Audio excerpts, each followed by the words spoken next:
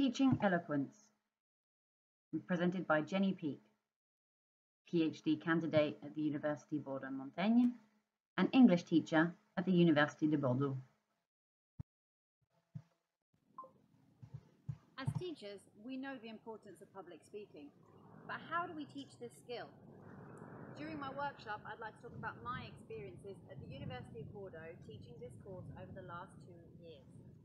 From finding my feet, to exercises, to dealing with COVID and masks.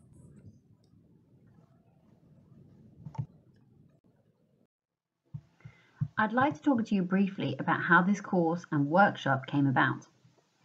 The science faculty at the University of Bordeaux decided to fund an eloquence module and an eventual competition. So the classes were initially aimed at training the students for this event.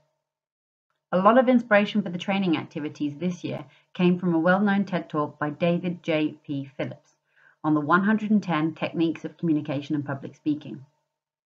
This year, due to COVID restrictions, I've had to streamline my classes and focus on one major skill per lesson.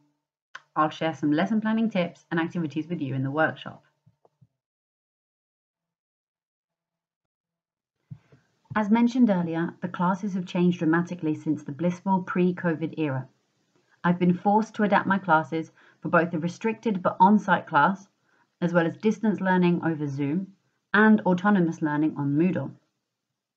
During the workshop, I'd like to talk to you about some of the activities that I have been using in class and how some of them can be modified for a COVID-friendly classroom, as well as an online learning environment.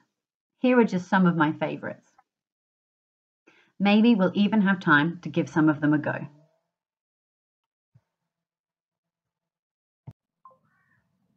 Thank you for watching my teaser. I look forward to seeing you in my workshop. Enjoy the conference and stay safe.